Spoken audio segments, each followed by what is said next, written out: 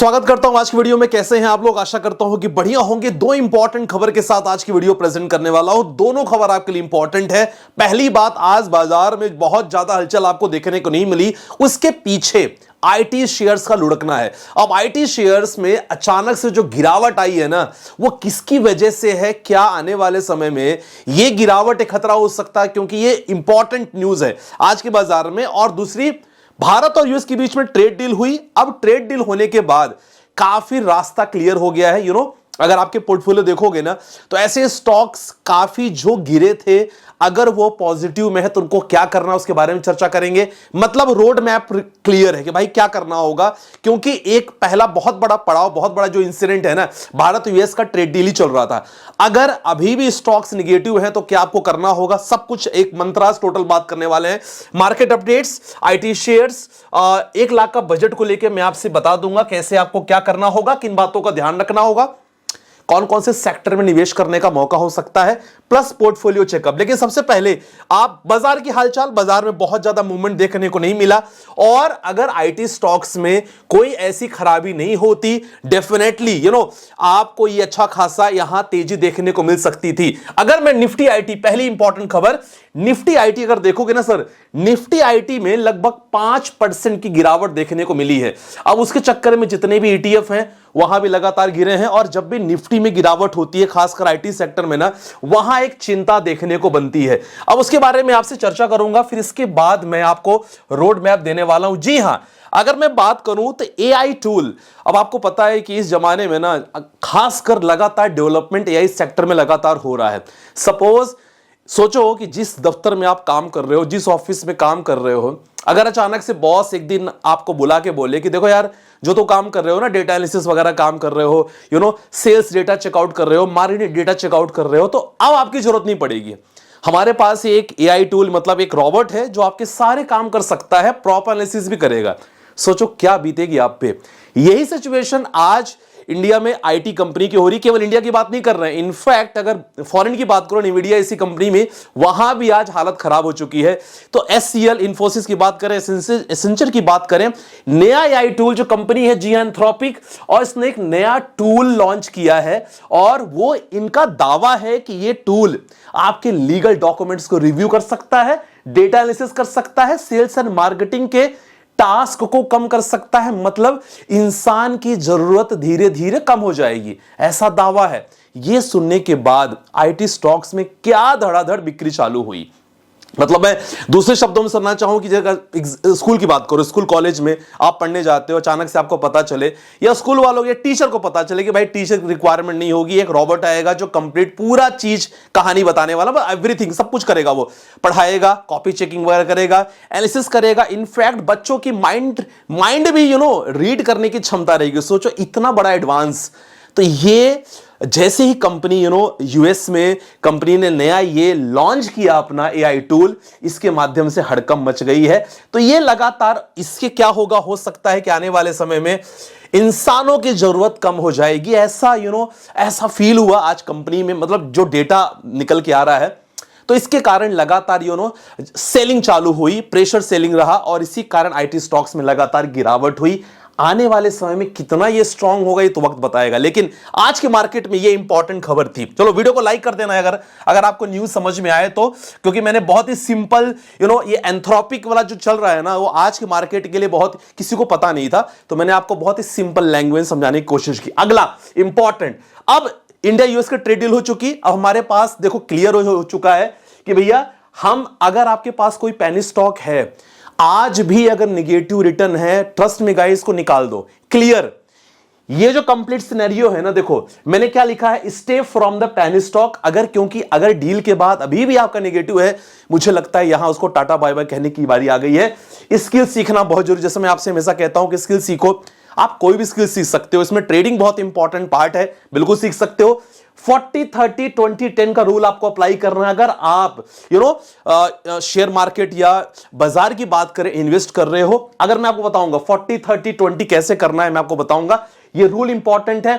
Sector rotation बहुत important है। अगर आप एक बार चेकआउट करो अपने स्टॉक्स पोर्टफोलियो, क्या ऐसा पोर्टफोलियो है कि पूरा आपने एक ही सेक्टर पूरा ले रखा है, चेकआउट करो उसको प्रॉपर तरीके से, ठीक है। कि अगर आपका सेक्टर अच्छे से आपने सारे सेक्टर में डिवाइड करके रखना है नहीं पोर्टफोलियो, जरूर चेकआउट करो, क्योंकि अब ये गलती करोगे ना तो आने वाले समय में बहुत ज्यादा नुकसान हो सकता है। क्योंकि हमने रिसेंटली देखा किसी एक सेक्टर पे आप डिपेंडेंट रह ही नहीं सकते। डाइवर्सिफाइड म्यूचुअल फंड में रखना बहुत जरूरी है, मैं आपको बताने वाला हूं कैसे।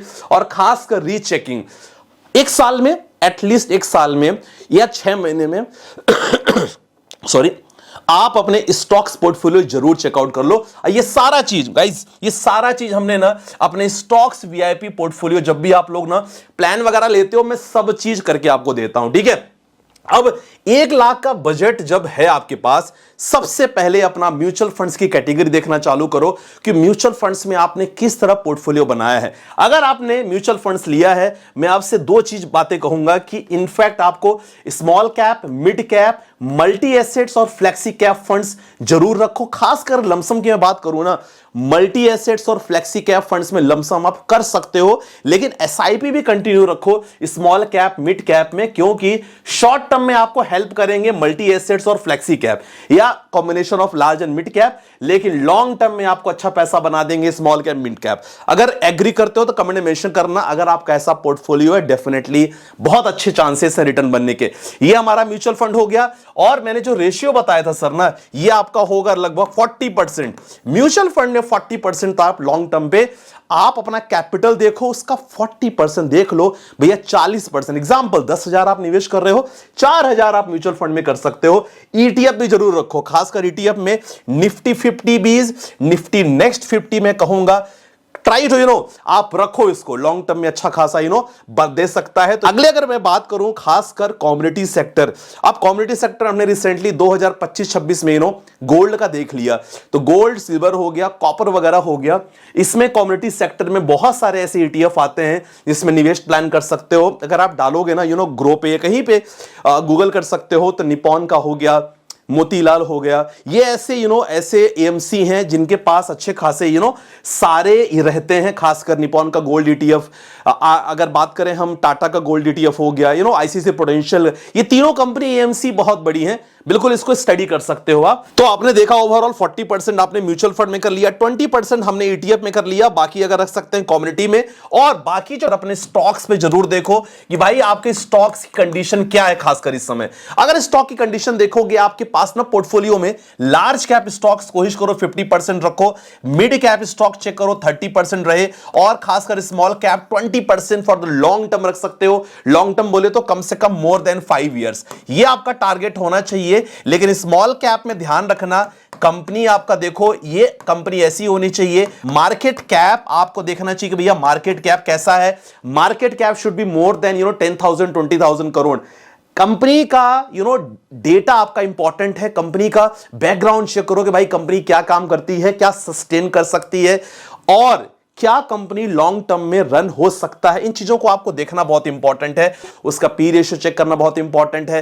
क्वार्टर्स के रिजल्ट्स लगातार चेक करते रहो, और खासकर यह भी चेकआउट करते रहो कि भैया कंपनी कोई कर्ज में तो नहीं है। These are the sum analysis जो आपको स्टॉक देखना बहुत जरूरी है, क्योंकि स्मॉल कैप में क्या होता है ना, हम लोग ना सोच लेते हैं भैया छोटा स्टॉक है, आगे अच्छा रिटर्न दे सकता है, जो हमें दिक्कत हो सकती है। तो गाइस ओवरऑल ना आपको 40-30-20-10 का रूल कैसे अप्लाई करना है। 40% हमने म्यूचुअल फंड का ले लिया, आपके बजट का जो भी आपका मान लो 10,000 आप निवेश कर रहे हो, 4,000 आपने इसमें प्लान कर लिया, मंथली की बात कर रहा हूं मैं। बाकी आपका ईटीएफ रहेगा 20%, आपका 10% रहेगा कम्युनिटी। और रही बात आपके जो स्टॉक से अगर बात करते हैं ना, जो आप स्टॉक सिलेक्शन कर रहे हो ना, कम से कम यहां 30% रखो। तो ओवरऑल अगर ऐसा बनाते हो ना तो टेंशन फ्री रहोगे, क्योंकि अल्टीमेटली शॉर्ट टर्म में तो बहुत कुछ हो सकता है इस बाजार में, लेकिन अगर आपने अच्छा सिलेक्शन म्यूचुअल फंड स्टॉक किया, लॉन्ग टर्म में अच्छे रिटर्न बन सकते हैं। ठीक है, चलो अब कुछ पोर्टफोलियो लेके आ जाते हैं। संदीप भाई प्रॉफिट बुक कैसे करें? देखो प्रॉफिट बुक करने का सबसे अच्छा तरीका है कि अगर मान लो कोई भी स्टॉक आपको 10,000 का रिटर्न दे रहा है, ठीक है, 10,000 रिटर्न दे रहा है, और स्टॉक का प्राइस 100 रुपए है। सिंपल आपको क्या करना है, 10,000 जो रिटर्न दे रहा है डिवाइड बाय द 100 कर लो, मतलब 100। ओवरऑल देखा जाए तो आपको यहां 100 शेयर्स आपको यहां बेचने होंगे। सिंपल सी बात है। कंप्लीट प्रॉफिट मतलब जो प्रॉफिट चल रहा है डिवाइड बाय द पर शेयर प्राइस, जो प्राइस आएगा उतना शेयर आपको बेचना है, वही आपकी प्रॉफिट बुकिंग होगी। ठीक है, नहीं समझ में आएगा मुझे बता देना, दोबारा बता दूंगा। संदीप भाई पोर्टफोलियो रिव्यू कर लीजिएगा। बहुत दिन से मैसेज कर रहा हूं, 1 साल से वीडियो देख रहा हूं। एसबीआई लगभग सर मैं 1 साल से एसआईपी कर रहा हूं, बहुत बढ़िया। SBI PSU fund, Nippon India small cap, quant ELSS किया है, मोतीलाल का मिड है, पराग पारी फ्लेक्सी कैप उन्होंने किया है। पोर्टफोलियो में 3000 प्रॉफिट चल रहा है। देखो आपने पीएसयू ले रखा है, small cap, mid cap, flexi cap रखा है, ऑटोमेटिक आपका लगभग क्वांटिटी सब ठीक ठाक है। ईएलएसएस फंड ले रखा है, तो अगर आप टैक्सेबल इनकम में आते हो तो वेरी गुड, बहुत अच्छी बात है, नहीं तो ज्यादा रिक्वायरमेंट नहीं है फिलहाल तो। बाकी पोर्टफोलियो आपका ठीक दिख रहा है। अगला क्वेश्चन संदीप भाई पोर्टफोलियो रिव्यू कर लीजिएगा। आपका Quant ELSS tax saver fund है, Kotak ELSS tax saver fund है, दोनों में से कोई एक ही रखो, दोनों में से कोई एक ही रखो। आपका फोकस फंड आपने एक ले रखा है, स्मॉल कैप आपने रखा है, large cap LIC gold fund आपने ले रखा है। यहां आपने फोकस्ड स्मॉल लार्ज एक फ्लेक्सी कैप फंड रख सकते हो, या मिड कैप टैक्स वाले को हटा के थोड़ा सा और डाइवर्सिफाई कर लो यार। बाकी लमसम आपका गोल्ड फंड में आपने रखा है, SBI balance advantage fund multi cap में ठीक ठाक है।